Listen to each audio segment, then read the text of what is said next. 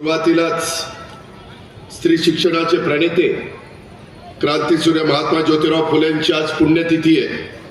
मी त्यांना विनम्र अभिवादन करतो आणि त्याचबरोबर आपल्या कोपरगाव परिसराचे भाग्यविधाते कर्मवीर स्वर्गीय शंकरराव काळे साहेबांना देखील मी अभिवादन करतो.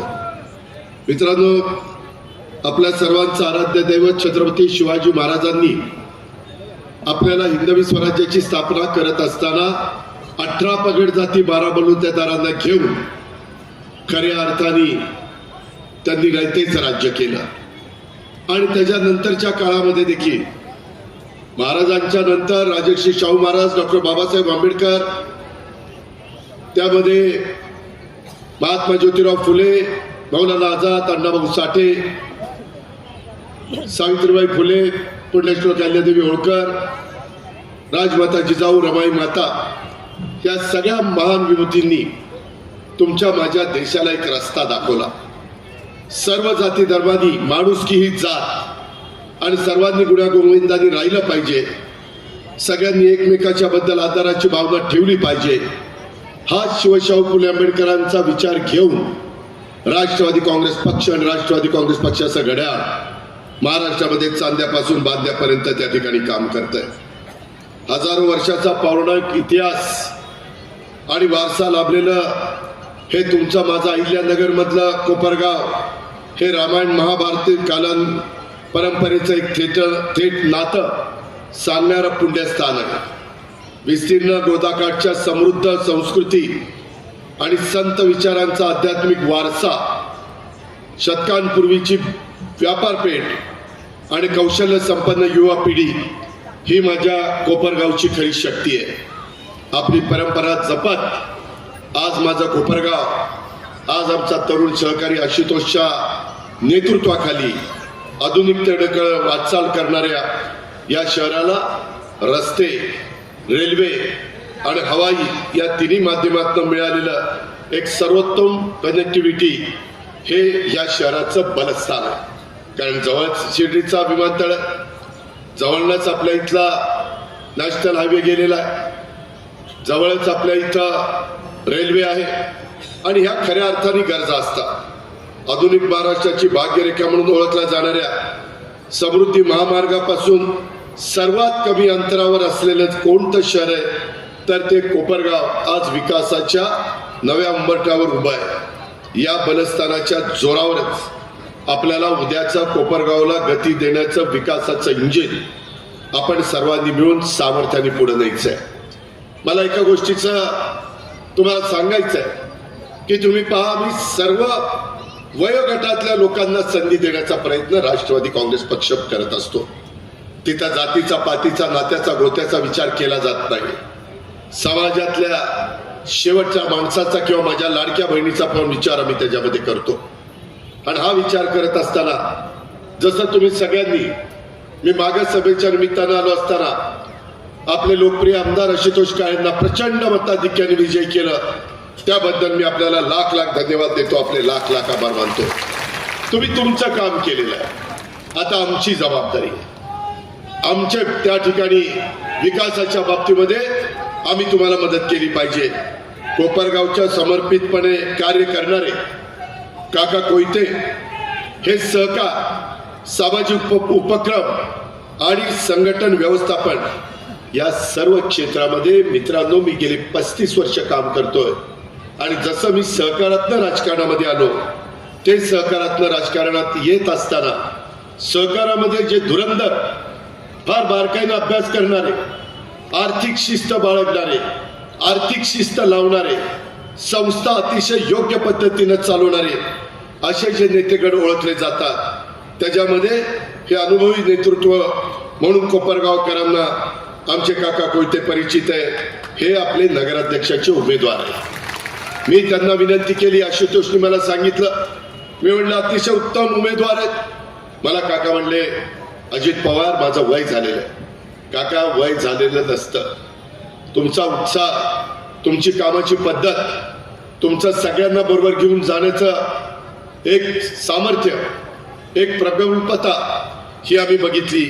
गेले अनेक वर्ष सहकार क्षेत्रामध्ये सातत्याने कार्यरत राहून तुम्ही राज्यातल्या सहकारी संस्थांचं पतसंस्थांचं विविध उपक्रमाच्या माध्यमातून दिशा देण्याचं काम केलेलं आहे, त्याचा मी एक साक्षीदार आहे। आज महाराष्ट्र राज्य पतसंस्था फेडरेशनचे दीर्घकाळ क्रियाशील अध्यक्ष म्हणून त्यांनी पतसंस्थेच्या चळवळीचा अभ्यास, प्रशिक्षण आणि प्रगतीसाठी देशभरात व्यापक संवाद साधलेला मित्रांनो आम्ही सगळ्यांनी अनुभवलेला आहे।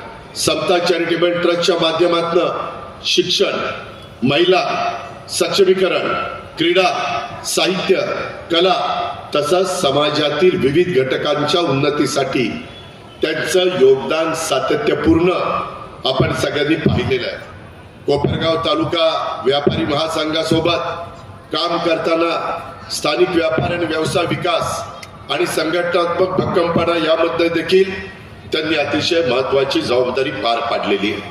अनेक क्षेत्रांचा त्यांना दांडगा अनुभव आहे। सर्वांशी सहज संवाद साधण्याची त्यांची वृत्ती आहे आणि शहर विकासाच्या दृष्टीनं दूरदृष्टी असणारे काका कोयटे हे कोपरगावच्या सार्वजनिक जीवनातील एक महत्वाचं नेतृत्व आहे। म्हणून ह्या अनुभवी काका कोयटे यांना तरुण, तडफदार, विजनरी नेतृत्व असणाऱ्या आमच्या आमदार आशुतोषची खंबीर साथ आहे आणि या सर्वांना माजी आमदार अशोकराव काळे यांचं मार्गदर्शन असल्यामुळं कोपरगावचा विकास अधिक वेगाने होईल याबद्दल मला खात्री आहे आणि त्याकरता घड्याळाच्या चित्रावर आपण सगळ्यांनी उद्याच्या 2 तारखेला शिक्का मारावा अशा प्रकारची आग्रहाची, नम्रतेची, कळकळीची विनंती करण्याच्या करता एक तुमचा सहकारी म्हणून मी या ठिकाणी आलेलो आहे। मित्रांनो, शेवटी निवडून द्यायचा तर अधिकार घटनेने तुम्हाला दिला, बाबासाहेब आंबेडकरांच्या संविधानाने तुम्हाला दिला। त्या अधिकाराचा वापर करत असताना तुम्ही तुमच्या सद्विवेक बुद्धीला स्मरून आज जेवढे उमेदवार आहेत त्या उमेदवारांच्याकडे नजर टाका। आम्ही काकासाहेबांच्या जोडीला अनेक अनुभवी माझे सहकारी त्या ठिकाणी दिलेले, त्याच्यामध्ये एकंदरीत माझ्या माहितीप्रमाणे 15 प्रभाग आहे। 15 प्रभागामध्ये 30 उमेदवारांना तुम्हाला निवडून द्यायचं आहे। त्यामध्ये प्रत्येक प्रभागामध्ये 3 मतं देण्याचा तुम्हाला अधिकार आहे। नगराध्यक्षाच्या बाबतीमध्ये जी तुम्हाला मशीन तिथं येईल त्यामध्ये तुम्हाला काकांचं नाव आणि आपल्या घड्याळाचं चिन्ह शोधायचं। ते चिन्ह शोधत असताना मी आत्ता जे गोष्टी सांगितल्या काकांच्या बद्दल तो अनुभव त्यांनी सहकारामध्ये दाखवला, परंतु ज्या भागामध्ये आपण लहानाचे मोठे झालो, जिथं आपल्यावर संस्कार झाले, जिथं आपण एकंदरीतच विकासाच्या कामाला सुरुवात केली आणि इथला विकास राज्याच्या चौबाजूपर्यंत पोहोचवला, त्याच भागाचं एकदा 5 वर्षाच्या करता उत्तम प्रकारे प्रतिनिधित्व करण्याची संधी त्यांनी जसं सहकारी संस्थांमधल्या पतसंस्थांना बाकीच्याला आर्थिक शिस्त लावली, तसं कोपरगावच्या सर्वांगीण विकासाच्या करता देखील काका कोयते आमच्या आशुतोषच्या नेतृत्वाखाली काम करतील। मी माझी जबाबदारी पार पाडीनच। मी शब्दाचा पक्का आहे, मी दिलेला शब्द पाळणार आहे, मी वेळ मारून देणारा नाहीये, मी कामाचा माणूस आहे। सकाळी 6 वाजल्यापासून मला काम करायला आवडतं आणि ते विकासाचं, कामाचा दर्जा चांगला असला पाहिजे। कामाच्या मधनं आपण ज्या भागाचं प्रतिनिधित्व करतो त्या भागातल्या लोकांना सर्व प्रकारच्या सोयी हे आपल्याला त्या ठिकाणी देता आल्या पाहिजे।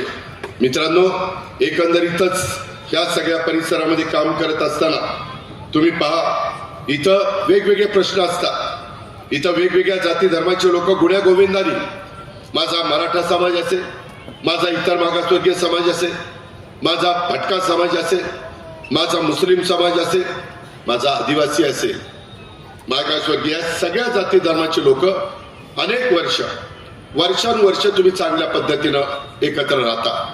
मित्रांनो, एकंदरीत घराचा प्रश्न आहे, माडाची योजना आहे। मगाशी बोलत असताना काकांनी किंवा येताना आम्ही हेलिकॉप्टरमधनं उतरल्यानंतर आशुतोष मी येत होतो त्यावेळेस विस्थापित पितांचं पुनर्वसन हा एक प्रश्न असतो।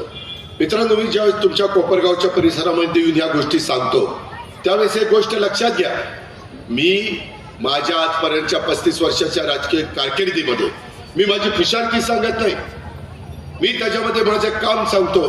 मी पिंपरी चिंचवड शहराचा चेहरामोहरा गेल्या 25 वर्षामध्ये बदलला. कष्टकऱ्यांची नगरी, औद्योगिक नगरी, उद्योग नगरी. लोक कामधंद्याच्या नोकरीच्या निमित्तानं पोटाची खळगी भरण्याच्या करता त्या पिंपरी चिंचवडमध्ये येतात. छोटे मोठे उद्योग काढतात. टेल्को असेल, वेगवेगळे मोठे उद्योग असतील, ते त्या ठिकाणी आले. काही बाबतीमध्ये लोक आमच्या झोपडपट्टीमध्ये राहतात. त्यांच्याकरता आम्ही SRH योजना राबवली, त्यांच्याकरता म्हाडाच्या योजना राबवल्या. केंद्र सरकार आमच्या विचाराचं आहे, NDA सरकार तिथं आहे, खाली राज्यामध्ये महायुतीचं सरकार आहे, तिथंही आम्ही एक महत्वाचा घटक म्हणून काम करतोय. आज ह्या सगळ्या माध्यमातून काम करत असताना आमच्या गेल्या 35 वर्षामध्ये अनेक ओळखी वाढलेल्या आहेत. CSRच्या निमित्तानं जो काही नफा त्या कंपन्यांना मिळतो, त्या संस्थांना मिळतो, त्याच्यातनं 2% हा CSRचा निधी तुम्हाला विकास कामाला देता येतो. तो निधी आपण आणू शकतो. विधिमंडळामध्ये काही महत्वाचे प्रश्न नेहमीच अग्रहक्कानी आमचे सहकारी आशुतोष काळे सोडवण्याचा प्रयत्न करत असतात. त्याच्यामध्ये आम्ही पूर्णपणे सहकार्य करण्याची आमची भूमिका असते आणि ह्या पद्धतीनं आपल्याला पुढे जायचंय. म्हणून माझी विनंती आहे की पिंपरी चिंचवडचा विकास करत असताना तुमच्या इथं मतदारांची संख्या मला वाटतं 63,000 आहे, बरोबर ना? माझ्या इथं बारामतीमध्ये 1,02,000 आहे. एक उत्तम प्रकारचं मॉडेल शहर म्हणून बारामतीची ओळख आहे. मित्रांनो, फक्त माझं शहर चांगलं असून काय उपयोग आहे? महाराष्ट्रातली शहरं चांगली असली पाहिजे, माझं कोपरगाव चांगलं असलं पाहिजे, माझे इतर शहरं चांगली असली पाहिजे. त्या विचाराने मी महाराष्ट्राच्या कोनाकोपऱ्यामध्ये फिरतोय. मी लोकांना सांगतो, आम्ही करून दाखवलंय, आता आपल्या सगळ्यांना मिळून करायचंय. आम्हाला अनुभव आहे, आम्हाला कुठलं काम कशा पद्धतीनं करायचं ह्याबद्दल आम्ही अनेक उन्हाळे पावसाळी पाहिलेले आहेत. आम्ही ते करून दाखवलेलं आहे. त्या प्रकारे आपल्याला ह्या परिसरामध्ये करायचं. कारण अहिल्यानगर हे माझा आजोळ आहे, हा माझा आजोळचा जिल्हा आहे. त्याच्यामुळे ह्या जिल्ह्याच्या बद्दल एक वेगळ्या प्रकारची आपुलकी, जिव्हाळा, प्रेम हे माझ्यासारख्या कार्यकर्त्याला. आया बहिणींच्या करता देखील समाजामध्ये मान सन्मान प्रतिष्ठा प्राप्त करून देण्याचं काम आम्ही केलं. पहिल्यांदा आरक्षण नव्हतं. 90-92च्या काळामध्ये आम्ही ते आरक्षण आणलं. आम्हाला RR पाटील, मी दिलीप वळसे पाटील, जयंत पाटील, आम्ही पहिल्या दमाचे आमदार होतो. आम्हाला साहेबांनी सांगितलं तुम्ही पहाटे झाली तरी चालेल, परंतु हे बिल पास करायचं. मित्रांनो, पहाटे 3:30ला ह्या माझ्या महिला दिसतात ना, लाडक्या बहिणी, त्यांचं बिल त्यावेळेस आम्ही सभागृहामध्ये बसून पास केलं. भूक लागली तर लॉबीमध्ये आणून काही थोडंफार जेवण केलं आणि पुन्हा सभागृहामध्ये बसलो. कामं करायची असतात ते ध्येय डोळ्यासमोर ठेवून करायचे असतात, राजकीय इच्छाशक्ती डोळ्यासमोर ठेवून करायचे असतात. आणि तशा पद्धतीनं आम्ही काम केलंय. पुढे तुम्हाला 50% दिलंय. आज देखील माझ्या कोपरगावचा सर्वांगीण विकास करत असताना निम्म्या महिला आमच्या काकांच्या बरोबर उद्याच्याला ह्या शहराचं प्रतिनिधित्व करणार आहे. ह्या शहरातले पण वेगवेगळ्या प्रकारचे प्रश्न आहेत, त्याचा उल्लेख मगाशी आमच्या आशुतोषने केला. इथं विजन विकासाचं एक चांगल्या प्रकारचं तुम्ही या ठिकाणी आपलं विजन डॉक्युमेंट्स ह्याचं कौतुक त्या ठिकाणी केलं पाहिजे. तुम्ही वाचल्यानंतर राष्ट्रवादी काँग्रेस पक्षाच्या माध्यमातून कोपरगाव नगर परिषदेची निवडणूक लढवत असताना तयार करण्यात आलेल्या कोपरगावचं विजन डॉक्युमेंट्स हे अत्यंत प्रभावी आहे. शहराच्या विकासासाठी अशा डॉक्युमेंट्सची खऱ्या अर्थाने गरज आहे. आमदार आशुतोष काळेंच्या नेतृत्वाखाली उभारण्यात आलेलं हे पॅनल निश्चित यशस्वी होईल याबद्दल माझ्या मनामध्ये तिळमात्र शंका नाही. राष्ट्रवादी काँग्रेस पक्षाचे नगराध्यक्षाचे उमेदवार ओम प्रकाश तसा काका कोयटे हा अत्यंत चांगला चेहरा, आम्ही कोपरगावच्या नगरीला विकास साधणारा चेहरा, सर्व जाती धर्माला बरोबर घेऊन जाणारा चेहरा, सगळ्यांना मदत करणारा असा नेता हा आम्ही त्यांना दिलेला आहे, तुम्हाला दिलेला आहे. कोपरगावच्या सर्वांगीण विकासासाठी राष्ट्रवादी काँग्रेस पक्ष आणि राष्ट्रवादी काँग्रेस पक्षाचं घड्याळ हे अत्यंत व्यापक आणि दूरदृष्टीपूर्ण हे विजन डॉक्युमेंट्स तयार केलेलं आहे. आणि या डॉक्युमेंट्समध्ये उद्याचा आधुनिक, प्रगत आणि सक्षम कोपरगाव निर्माण करण्याचा ठोस संकल्प हा आम्ही ह्या निमित्तानं तुमच्या सगळ्यांच्या समोर सादर केलेला आहे. यात आम्ही नुसतं थांबलो नाही. उद्याच्याला आमचे काका आणि त्यांची टीम निवडून आल्यानंतर पहिल्या 100 दिवसात काय करायचं. हा 100 दिवसाचा कार्यक्रम आम्ही घेतलेला. नंतर वर्षभरात काय करायचं, कारण काही गोष्टी शॉर्ट मध्ये करायच्या असतात, काही लॉंग टर्म मध्ये करायच्या असतात, काही मधी आपल्याला काळामध्ये मधल्या काळात करायच्या असतात. आणि म्हणून 100 दिवसाचा कार्यक्रम, त्याच्यानंतर 1 वर्षाचा कार्यक्रम, नंतर 3 वर्षाचा कार्यक्रम आणि 5 वर्षाचा कार्यक्रम, अशा प्रकारची स्पष्ट उद्दिष्ट आम्ही निश्चित केलेली आहे. आणि हे ध्येय डोळ्यासमोर ठेवून विकासाची गती अधिक वेगाने वाढवण्याचा आमच्या सगळ्यांचा निर्धार आहे, आमच्या सगळ्यांचा शब्द आहे. आणि त्याकरता आपल्याला सगळ्यांना आव्हान करण्याच्या करता मी इथं आलेलो आहे. कोपरगावच्या या विजन राज्यातील इतर नगरपालिका आणि स्थानिक स्वराज्य संस्थांनी देखील आदर्श घ्यावा, अशा प्रकारची अपेक्षा माझ्यासारखा कार्यकर्ता व्यक्त करतोय. मी आता महाराष्ट्रातल्या इतर पण माझ्या सहकाऱ्यांना हे दाखवणार आहे, हे सांगणार आहे, ह्याबद्दलचं अनुकरण करायला भाग पाडणार आहे. असे कोपरगाव परिवर्तन मिशन अंतर्गत आपल्याला पहिल्या 100 दिवसात तुम्ही म्हणाल काय करणार आहे. पहिल्या 100 दिवसात सध्या माझ्या कोपरगावमध्ये इतकी मोकाट कुत्री आहे, जाईल ते तर कोणाला चावताय. त्या मोकाट कुत्र्यांना पकडायचंय, त्यांना आपल्याला नसबंदी करायची, त्यांना लांब कुठेतरी जंगलात सोडायचं. बिबटे फार झालेत, बिबटे आणि कुत्री काय करायचं धिंगाणा तिकडे घाला, आमच्याकडे येऊ नका. कुत्र्यांचा नसबंदी करायची, माद्यांना तसंच सोडून द्यायचं. अशा पद्धतीनं आपलं ते काम आहे. आणि तेवढंच नाही मित्रांनो, गमतीचा भाग नाही, परंतु जनावरांचा त्या ठिकाणी आज बंदोबस्त केला पाहिजे. कितीतरी जनावर त्या ठिकाणी मोकाट फिरतात, अरे त्याच्याकरता कोंडवाडा केला पाहिजे. माझ्याही बारामतीमध्ये अशा प्रकारची गोष्ट घडली, परंतु त्याच्यामध्ये देखील काही जण कोर्टात जातात. उद्याच्याला त्याला मारून पण चालत नाही, आणि म्हणून त्यांना कोंडवाड्यात कोंडायचं. ज्याचं जनावर असेल त्याने तिथे येऊन दंड भरायचा आणि घेऊन जायचं. परत ती पट्ट्या काही जनावर मोकाट सोडणार नाही, ही त्याच्यामध्ये पद्धत आहे. आणि जे बोकाटच असेल, जे कुणाचंच नसेल, जे गावावर ओळून टाकलेलं असेल, त्याला उचलायचं आणि जंगलात दिलायचं सोडून. या पद्धतीने जनावर जित्राब या पद्धतीनं आपल्याला मित्रांनो करायचंय. आणि हे करत असताना माझ्या एवढ्या लाडक्या बहिणी बसल्या. आज आता महिलांना खूप संधी आम्ही देत असतो. लखपती दिदी, लाडकी बहीण, काका, हे कुणी आले आणि कुणी काही सांगितलं तर यांच्या सांगण्याला काही अर्थ नाही. योजना देत असताना त्या योजना समाजाच्या भल्याकरता देण्याचं काम आम्ही लोक करत असतो. त्याच्यामुळे हे काही थातूर मातूर सांगून माझ्या लाडक्या बहिणींची दिशाभूल करण्याचं काम कोणी केलं तर लाडक्या बहिणीने त्याच्यावर अजिबात विश्वास ठेवू नका. हा माझा तुमचा भाऊ म्हणून तुम्हाला सांगणं आहे, हे पण आपण सगळ्यांनी लक्षात घ्या. आज माझ्या शहरामध्ये स्त्री पुरुषांच्या करता स्वच्छतागृह, मुख्य रस्ते, बाजारपेठेमध्ये आज बाजारपेठ वाढलेली, त्याच्यावर पार्किंगची व्यवस्था निश्चित आपल्याला करायची, मूलभूत पायाभूत कामं आपल्याला प्राधान्य करायची. ह्या माझ्या कोपरगावच्या परिसरामध्ये ज्या आरक्षित जागा आहे, ज्याला आम्ही ओपन स्पेस म्हणतो, त्या स्वच्छ करून तिथं आपल्याला सुशोभीकरण करायचंय. मोठी मोहीम हातात घ्यायची. हिरवगार माझं कोपरगाव, हरित कोपरगाव या दिशेने आपल्याला आगीकूच करायची. आणि ही सगळी कामं आम्ही 100 दिवसामध्ये त्या ठिकाणी करू शकतो. 1000 झाडं आपल्याला पहिल्या 100 दिवसामध्ये लावायची. आमचे 30 नगरसेवक नगरसेविका आहेत, काका आहेत, बाकीचे आमचे आशुतोषची काम करणारी टीम आहे, आमचे जीवाभावाचे कार्यकर्ते, आणि ह्या सगळ्यांनी मिळून 1000 झाडं पहिल्या टप्प्यामध्ये लावणं आणि देशी झाडं लावायची. ती आपल्याला उपयोगी पडली पाहिजे. ह्या पद्धतीनं आपण काम करणार आहे. शहरातील ओपन स्पेस, शासकीय इमारती, सामाजिक सभागृह, हा परिसर स्वयंसेवी संस्थांच्या माध्यमातून आपल्याला तो स्वच्छही करायचा आणि तिथं वृक्षारोपण देखील करायचं, त्याचं संगोपन देखील करायचंय.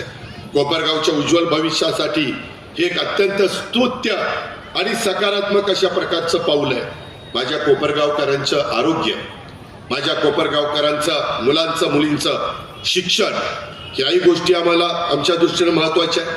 आपल्या इथं आपल्याला कोपरगाव स्वच्छ, व्यवस्थित आणि आधुनिक पायाभूत सुविधांच्यासाठी 280 कोटी रुपयांची ही भूमिगत गटार योजना, त्याचबरोबर त्याला सिवेज ट्रीटमेंट प्लांट, त्याला STP शॉर्ट फॉर्म मध्ये म्हटलं जातं आणि हा मंजूर करण्यात आला. ही महत्वाकांक्षी योजना लवकरच आपल्याला पूर्णत्वाला न्यायची आणि ते मंजूर करण्याचं काम या आशुतोष काळेंनी त्या ठिकाणी केलेलं आहे. ही गोष्ट पण आपण विसरता कामा नये. एकंदरीतच शहरातील कचरा संकलन अधिक सुसूत्र करण्यासाठी प्रभाग निहाय आपल्याला घंटागाड्यांची वाढ करावी लागणार आहे, स्वच्छता कर्मचाऱ्यांची वाढ करावी लागणार आहे, प्रत्येक घरातील कचऱ्याचं ऑनलाईन नोंद ठेवावी लागणार आहे. अशा उपाययोजना करता येतात, त्या आम्ही करून दाखवल्या. इंदूर शहर देशातलं एक महत्वाचं शहर म्हणून त्या ठिकाणी ओळखलं जातं. सातत्याने देशात पहिल्या क्रमांकाचं स्वच्छ शहर म्हणून ते त्या ठिकाणी बक्षीस मिळवतात. तशा पद्धतीनं आपल्याला उद्याच्या काळामध्ये पुढे जायचंय. कचऱ्याचं शास्त्रीय वर्गीकरण करून त्यातून सेंद्रिय खत निर्मितीला चालना देण्याचा निर्धार देखील आपल्याला करायचा आहे. शहरामध्ये वारंवार तुंबणाऱ्या गटाराची कायमस्वरूपी दुरुस्ती करून वाढत्या बांधकामाबरोबर होणारी धूळ नियंत्रणात ठेवण्यासाठी शाश्वत उपाय आणि यांत्रिकीकरण व्यापक वापर हा स्वच्छ माझ्या कोपरगावच्या करता निर्णायक ठरणार आहे. अशा पद्धतीनं मित्रांनो आम्हाला जायचंय. पालिकेने जिथं आरक्षण टाकलेलं आहे तिथं खासगी भूखंडावर वाढलेली झाडं झुडपं हटवण्याच्यासाठी आपण त्यामध्ये कुठल्याही प्रकारची अडचण येऊन देणार नाही. तिथं झुडपं हटवण्याच्यासाठी मी तर बारामतीमध्ये एक JCB घेऊन टाकलेला आणि त्याच्यातून आपण ते सगळं स्वच्छतेचं काम करत असतो. हा सर्वसमावेशक आराखडा कोपरगावला स्वच्छ, निरोगी, आधुनिक हे बनवण्याच्या करता दृढ संकल्प अधोरेखित करत आहे. आणि म्हणून माझ्या कोपरगावचा सांस्कृतिक आध्यात्मिक विकास करण्याच्या करता, इथं ऐतिहासिक वैभवाला नवी उंची देण्याच्या करता आपल्याला आधुनिक पद्धतीची उद्यानं विकसित करायची. आगामी सिंहस्थ पर्वाच्या पार्श्वभूमीवर पौराणिक गोदाकाठ क्षेत्रामध्ये सुशोभीकरणाचं काम आपल्याला करायचंय. नाल्यांचे प्रवाह सुधारण्याच्यासाठी आपण 20 कोटी रुपयाचा निधी मंजूर केलेला आहे. शहरातील पौराणिक स्थळांचं जतन आणि संवर्धन करून कोपरगावला धार्मिक पर्यटनाचं आकर्षक केंद्र बनवण्याचा आमचा सगळ्यांचा दृढ त्या ठिकाणी निश्चय संकल्प आहे. समाजासाठी दीपस्तंभाप्रमाणे असलेल्या महापुरुषांच्या स्मारकांचं सुशोभीकरण करायचंय. वीर महाराणा प्रताप आणि आद्य पुरुष एकलव्य यांच्या स्मारक उभारणीला गती द्यायची. ह्या ऐतिहासिक अभिमानाला योग्य अशा पद्धतीचा न्याय द्यायचा. ह्या आणि वेगवेगळ्या महापुरुषांचे महाविभूतींचे अशा पद्धतीची स्मारक आपल्याला त्या ठिकाणी करायची आहे. आणि म्हणून माझी तुम्हाला सगळ्यांना विनंती आहे, शहराचा अभिमान असलेल्या माझ्या जिजामाता उद्यान आणि माधवबाग याच्याही नूतनीकरणाच्या करता माझ्या कोपरगावच्या सौंदर्यामध्ये भर पडणार आहे. ही पण गोष्ट आपण विसरता कामा नये. शहराच्या साठी मंजूर झालेल्या 131 कोटीच्या पाणी पुरवठा योजनेची कामं आपल्याला तातडीने पूर्णत्वाला न्यावी लागतील.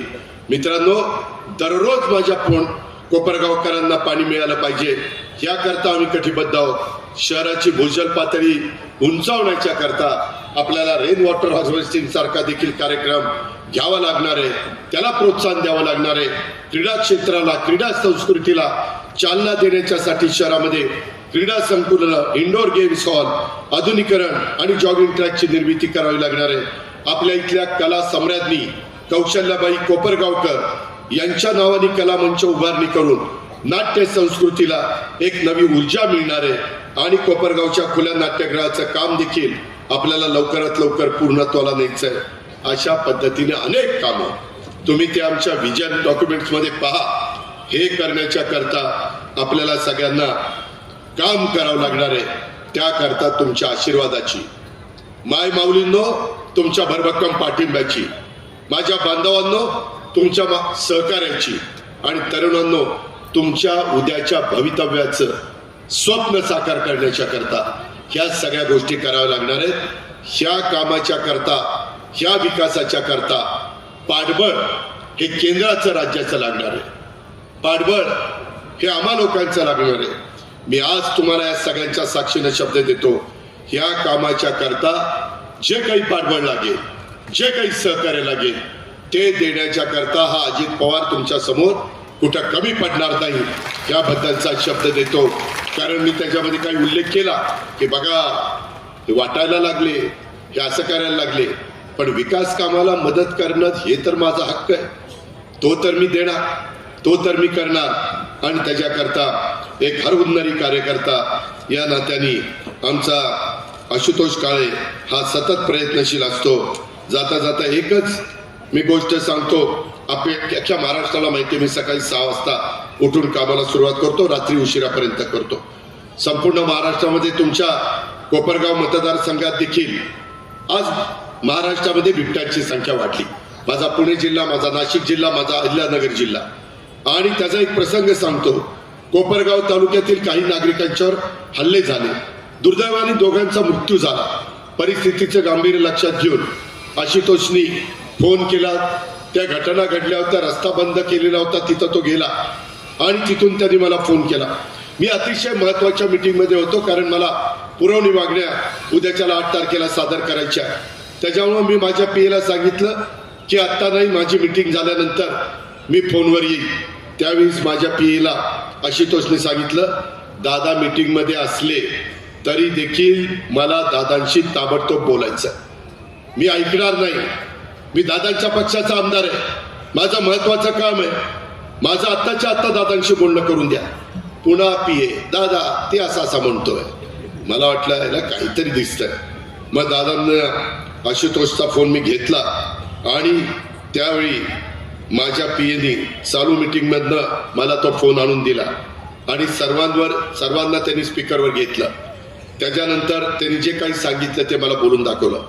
मित्रांनो, क्षणाचाही विचार न करता फोन ठेवलं मी जिल्हाधिकाऱ्याला फोन केला आणि सांगितलं ताबडतोब तिथं असं घडलेलं आहे, कायदा सुव्यवस्थेचा प्रश्न निर्माण झालेला, निष्पाप त्या मुलाचं आणि त्या व्यक्तीचं तिथं निधन झालेलं आहे आणि त्यामध्ये ह्या पद्धतीनं तुमचा आशुतोष हा कधी कधी अशी का लाडकी दादागिरी, आम्ही लाडक्या बहिणींना मदत केली, पण ही लाडकी दादागिरी माझ्यावर चालवतो. महाराष्ट्र मला घाबरतो. मी सांगितलं ना मी आत्ता भेटणार नाही, लगेच म्हणतात दादाचा मूड दिसत नाही, आता नको भेटायला परत. परंतु ती दादागिरी त्याची मी सहन करतो. त्याचं कारण ही लाडाने असलेली दादागिरी आहे. आग्रह तुमच्या सर्वांच्या काळजीपोटी त्याने त्या ठिकाणी केलेला होता आणि त्याच्यामुळं ती लाडकी दादागिरी मी आनंदाने सहन केली आणि इथून पुढे पण सहन करत राहील. त्याबद्दल तिळमात्र शंका मनामध्ये तुम्ही बाळगू नका. आपल्या जनसंवाद यात्रेच्या निमित्तानं पण जे काही शब्द मी दिलेले होते ते शब्द पाळण्याचं काम मी आपल्याला सगळ्यांना त्या ठिकाणी करून दाखवलेलं आहे. अधिक न बोलता मी एवढंच सांगेन, अतिशय योग्य अशा प्रकारचा महाराष्ट्रामध्ये 288 ठिकाणी नगरपालिका, माझ्या नगर पंचायती आणि नगर परिषदेच्या निवडणुका चालू आहेत. त्याच्यात सगळेच उमेदवार आम्ही दिलेले आहेत, परंतु सगळ्यात अनुभवी, सगळ्यात उत्तम, योग्य जर उमेदवाराची आपण चाळणी लावायचं ठरवलं तर सगळ्यात उत्तम अनुभवी योग्य उमेदवार, आर्थिक शिस्तीचा उमेदवार काका या ठिकाणी आहे. आता तुम्ही भरभक्कम पाठिंबा द्या. काका ह्या शहराचा आशुतोषच्या निमित्तानं, आमच्या सगळ्यांच्या निमित्तानं चेहरा मोहरा बदलून दाखवतील हा शब्द मी तुम्हाला सगळ्यांना देतो आणि या ठिकाणी थांबतो. जय हिंद, जय महाराष्ट्र, जय भीम, खुदा हाफिज.